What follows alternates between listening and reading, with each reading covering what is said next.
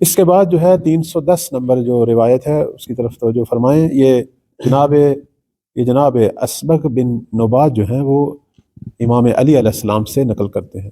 اسناد کے اعتبار سے یہ روایات ٹھیک ہے۔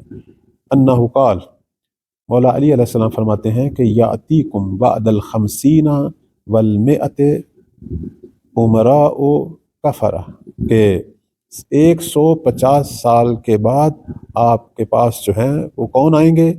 فرماتے ہیں کافر حاکم، کافر امیر، جو بظاہر مسلمان ہیں لیکن اپنے عمل اعتقاد میں جو ہیں وہ کافر ہیں۔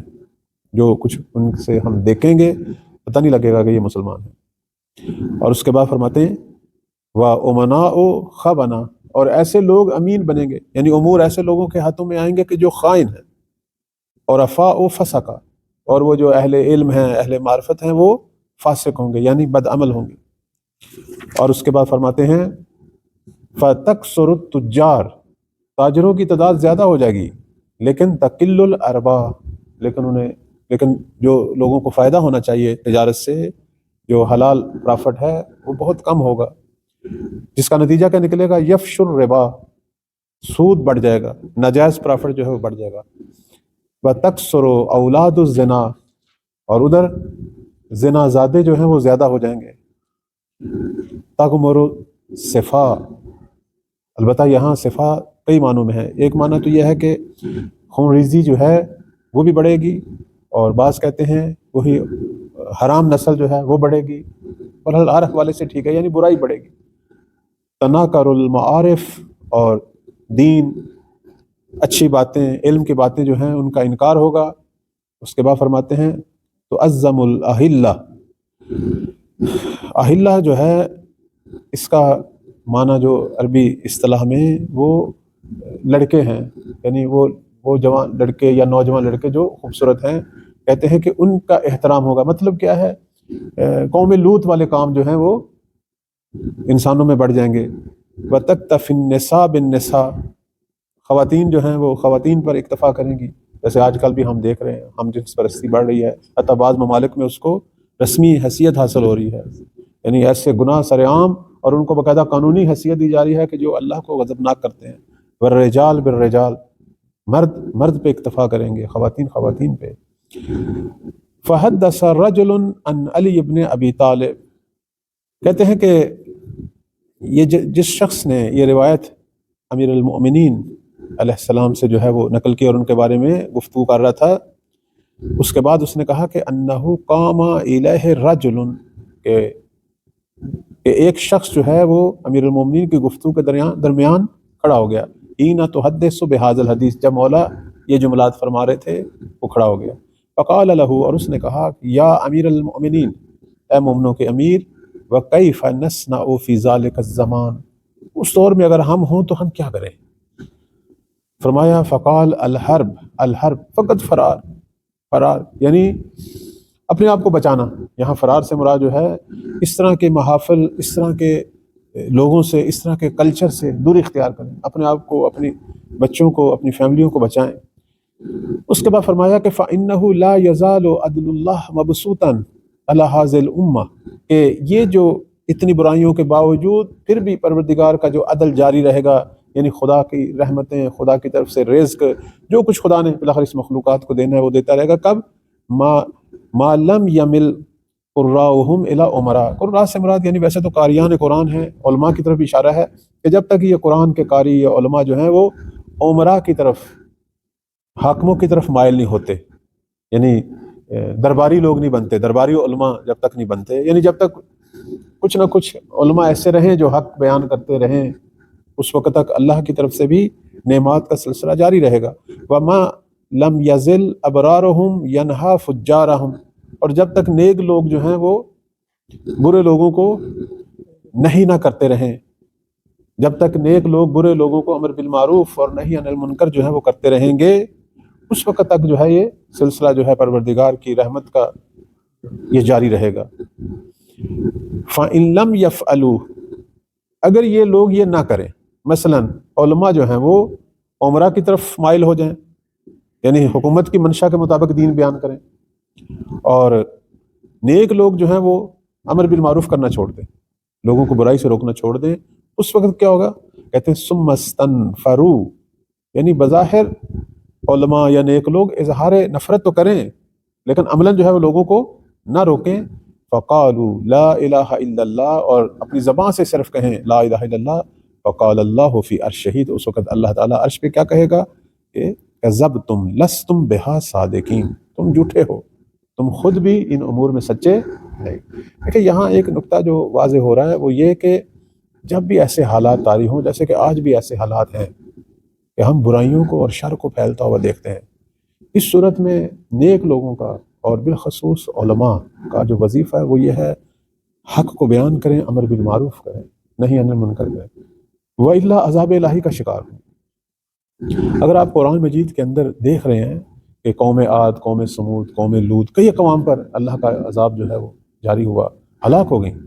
لیکن ایک چیز کی طرف توجہ کریں، اگر آپ یہ جو اللہ کا عذاب آتا تھا اس میں خدا کن لوگوں کو عذاب کرتا تھا؟ کہتے ہیں کہ ہر ملت کے اندر 3 طبقے ہوتے تھے. ایک طبقہ برا جو مسلسل برائی کر رہے ہیں، 2 طبقے جو ہیں وہ دوسرے ہیں، ایک تو نیک ہیں جو نیکی کرتے ہیں اور برائی سے روکتے ہیں، ایک طبقہ جو ہے وہ برائی میں تو مشغول نہیں ہے لیکن دوسروں کو روکتا بھی نہیں ہے. وہ کہتے ہیں ہمیں کیا، یہ کر رہے ہیں تو خود ہی جہنم میں جائیں گے، ہم اپنے آپ کو ٹھیک رکھیں، اپنے آپ کو بچا کر رکھیں. یعنی جنہوں نے وظیفہ امر بالمعروف نہی منکر ترک کیا ہوا ہے، اور جب بھی اللہ تعالیٰ کا عذاب نازل ہوتا تھا تو دقیقاً ان 2 طبقوں پہ ہوتا تھا. ایک وہ جو برائی میں مشغول ہیں، ایک وہ جنہوں نے امر بالمعروف کرنا چھوڑ دیا ہوتا تھا، یعنی جو خاموش بے حس ہوتے تھے، ان پر بھی عذاب نازل ہوتا تھا کیونکہ یہ اپنی خاموشی سے گویا برائی کے پھیلنے میں مدد کر رہے ہوتے تھے. صرف وہی طبقہ بچتا تھا کہ جنہوں نے برائی کے خلاف قیام کیا ہوتا تھا، جنہوں نے جہاد کیا ہوتا تھا، جو لوگوں کو روکتے تھے یہ کام نہ کریں. بہت ہی خوبصورت مثالیں ہمارے ائمہ نے دی ہیں. امر بالمعروف کے بغیر گویا دینداری جو ہے وہ ایسے ہی ہے کہ پروردگار جو ہے تکذیب کرے گا اس کی.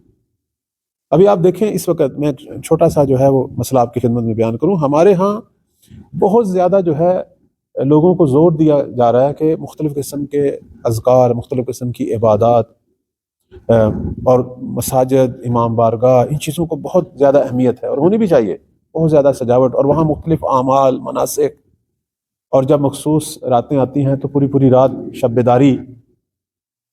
اسی طرح آپ غور فرمائیں عزاداری کے دنوں میں پوری پوری رات عزاداری، مجالس کا اہتمام، بڑے بڑے عالیشان پروگرام، سب کچھ ہو رہا ہے. لیکن ساتھ ہم دیکھ رہے ہیں کہ وہ کام جو نہی عن المنکر کے عنوان سے ہونا چاہیے تھا وہ نہیں ہو رہا. مثلا معاشرے کے اندر جو برائیاں ہم پھیلتی ہوئی دیکھ رہے ہیں، سود خواری ہے، اسے نہیں روکا جا رہا. آپ کی خدمت میں عرض کریں، اس کے علاوہ تجارت کے اندر لین دین میں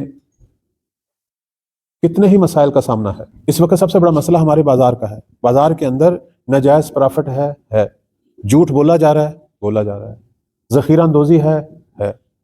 پھر یہی لوگ مدد بھی کرتے ہیں اس طرح کے پروگراموں میں، اور یہ سمجھا جاتا ہے کہ ہم جو مرضی کریں، جس طرح کا مرضی لین دین کریں، لیکن یہ تھوڑا سا جو ہم بعد میں کسی ایک محفل کو منعقد کر لیں گے، کوئی ایک مجلس کا سلسلہ کر لیں گے، یا کسی ایک اس طرح کے پروگرام میں اگر ہم مدد کر دیں گے تو گویا ہماری جان بخشی جائے گی، ہم ان تمام جو مسائل ہیں اس میں ہم صاف ستھرے ہو جائیں گے.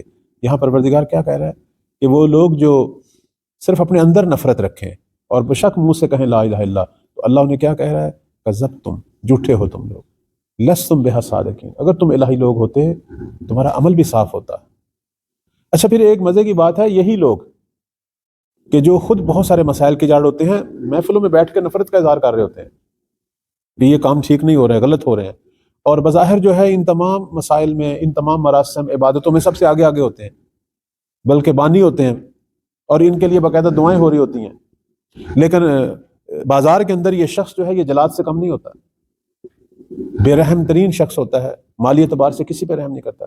جیسا کہتے ہیں کسی نے چھٹے مولا کے سامنے تعریف کی کہ فلاں جگہ پہ آپ کے شیعہ ہم نے دیکھے، اور ظاہر ان کی عبادات کی تعریف کی، ان کی عزاداری، ان کی ولایت. مولا نے فرمایا مجھے یہ باتیں نہ بتاؤ، مجھے یہ بتاؤ کہ اگر ان کے ساتھ معاملہ کرو تو وہ امین ہیں یا خائن ہیں، اور اگر تم سے گفتگو کرتے ہیں تو گفتگو میں سچے ہیں یا جھوٹے ہیں، مجھے یہ بتاؤ. اگر یہ 2 چیزیں ہیں تو وہ ہمارے شیعہ ہیں، باقی ظاہر سازی ہے. تو شیعہ واقعی یہی ہے، اس مسلمان واقعی یہی ہے. کیسے ہو سکتا ہے کہ ہم اتنے بڑے بڑے جرائم جو خفیہ کر رہے ہیں لوگ، جس میں بسا اوقات شرمناک کام بھی ہوتے ہیں، وہ ایک خفیہ پہلو ہوتے ہیں، اور بازاروں کے اندر جو کام ہو رہے ہیں، جو غلط طریقے سے مال کمایا جا رہا ہے ناجائز طریقوں سے، وہ ساری چیزوں کے ساتھ ساتھ اس آدمی کی دینداری کو بھی ہم قبول کریں، کہیں جی بڑے دیندار تھے، انہوں نے جی مسجد کے لیے اتنا فنڈ دیا، امام بارگاہ کے لیے اتنا فنڈ دیا، اتنے بڑے بڑے جلسات پروگرام، اتنی بڑی بڑی مجالس، اتنی بڑی بڑی محفلیں انہوں نے رکھوائی ہیں، بانی ہیں بہت سارے امور خیر کے۔ کیا فائدہ اس چیز کا کہ جب آپ عمل میں، اپنے مال کے لین دینے میں، اپنی گفتگو میں، باقی تمام انسانی معاملات میں جو ہیں وہ مخالف ہیں اور خدا کو ناراض کر رہے ہیں، تو اللہ جو ہے یہ بظاہر لا الہ الا اللہ کہنا جو ہے وہ اسے قبول نہیں کرے گا۔ ایک تو یہ بات ہے۔ دوسری بات یہ ہے کہ یہاں امام علی علیہ السلام نے فرمایا کہ 150 سال کے بعد عالم اسلام کی یہ حالت ہوگی، اور واقعی یہ حالت ہوئی۔ بنی امیہ کے زمانے میں یہ شروع ہوئی، بنی عباس کے زمانے میں عروج تھا، اور آج تک ہم انہی حالات سے دوچار ہیں، اسی طرح کی حالتیں ہیں ہماری، اور یہ حالت رہے گی تھا ظہور امام زمان اجل اللہ فرجہ شریف۔